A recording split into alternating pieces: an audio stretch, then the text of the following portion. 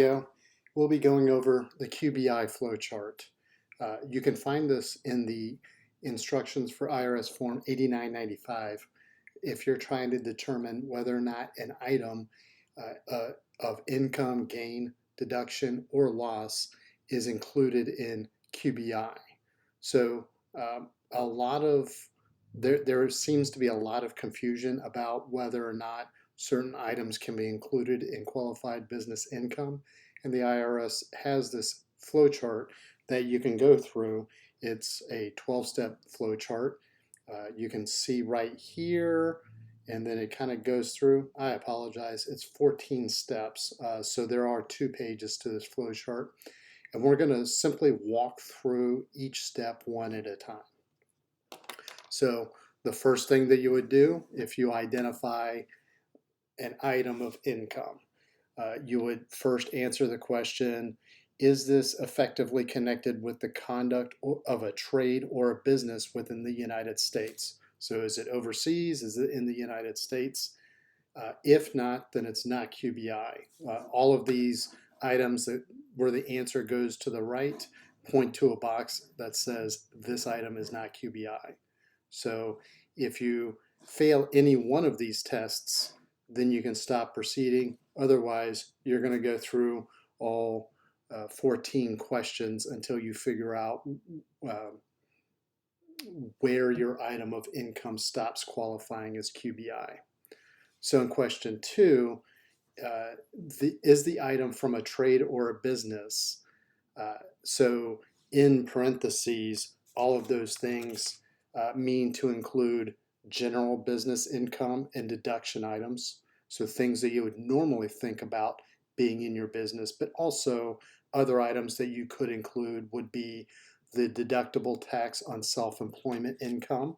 So you can deduct, usually on Schedule 1, 1/2 of the self-employment tax, because that would be considered a top-of-the-line deduction.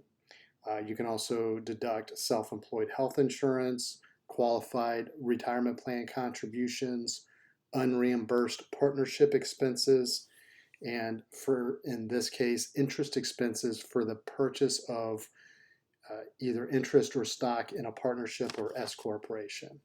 So if any of that applies, simply because, for example, if you had $50,000 of income, but you're considering whether or not $10,000 should be counted because you put that towards your retirement plan, this flow chart would tell you you could include that $10,000.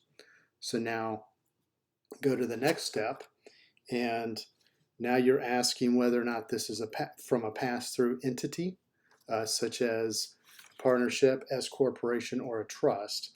So if it's not, if this is an item from a C corporation, then you can just skip this test and go to line 4. But if it's from a pass-through entity and the character of the item cannot be determined at the entity level, then it flows to the partners or the shareholders. And in that case, would you determine this to be ordinary income as opposed to a capital income or loss or a personal income or loss? So if it is considered ordinary income, then you can skip down to line 4. In line 4, now you're asking whether or not this item is included to figure your taxable income. So items that are disallowed in the current year or limited will not be included in QBI until the year that you're able to include them in income. So one of the items here, let's just say passive loss, and you have a passive loss carryover of $20,000. If you're able to take that passive loss in the next year because you're offsetting another item of income, then you could include that. But if you have to carry that over into future years, then you cannot include that item. So the basis rules, at-risk rules, which you would determine by using Form 6198, the passive loss rules, which would be determined on 8582, IRS Form 8582, or excess business loss rules, which would be on IRS Form 461. So if you have carryovers, you cannot include those items. But anything that was allowed after you've determined what was allowed in the current year on one or more of those forms, you can include. So in this video, I'll make sure I post links to the articles we've written on each of those forms in case you need to go back through them. So if we skip down, now we're asking, is this item a capital gain or loss, or is it a dividend? So if you sold securities that for some reason were in your company's portfolio, then that income from capital gain or a loss from a capital loss would not be allowable. And you'll see that this is the first time that a yes answer leads to this item not being QBI. So, and for the rest of this column, all of these happen to be yes answers. So if it is a capital gain or a capital loss, if it's a dividend equivalent, then it's not QBI. So we go down to line 6. Is this item interest income other than interest income that would be allocated to that trade or business? So if you have interest income because you had working capital that you invested, if you had reserves that you decided to put into CDs because you didn't need to use that money for the next 3 to 6 months, that interest income is not allocable to a trade or a business. So if it is interest income that's not allocable, then it is not QBI. Is the item an annuity other than an annuity that you received in connection with your trade or business? If it is, then you cannot count that as QBI. Is the item a commodities transaction? This could be hedging transactions. This could be foreign currency gains or losses. This could be from a notional personal contract or principal contract under section 954C 1F. So all of these are talking about different types of hedging or commodities or foreign currency transactions. So you're not allowed to include any of those items as QBI. In line 9, now we're talking about whether or not this is an item of loss from a qualified publicly traded partnership. If the answer is yes, it's not QBI directly, but it could be part of the REIT or PTP component of the QBI computation. So you would include that item as a qualified item of gain, income, deduction, or loss from a PTP. But it's not necessarily QBI itself. Item 10 is the item W-2 wage income where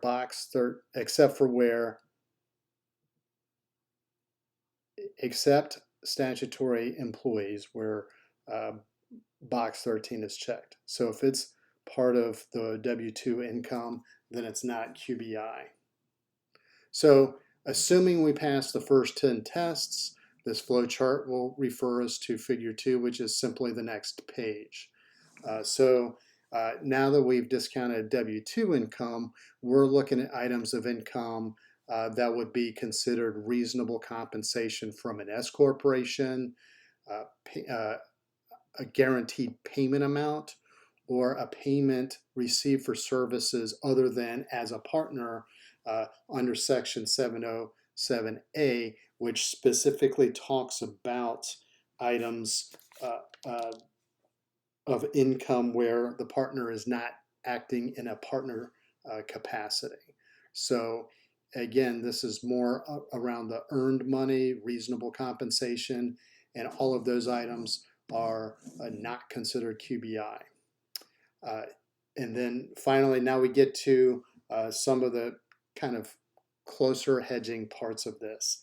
If the item is not related to a specified service, trade, or a business, and you've made it through the first 11 blocks, then it is QBI. You can include it in the QBI equation.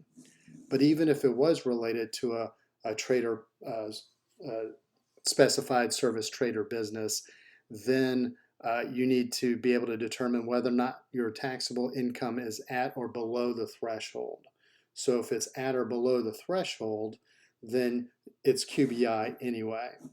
If it's not at or below the threshold, then the final question is whether or not it's above the threshold but within the phase-in range, because you can use IRS Form 8995-A, and you would complete Schedule A in that, and you would be able to calculate a partial deduction as QBI. So if you've gotten to this point, we've determined that you're above the threshold.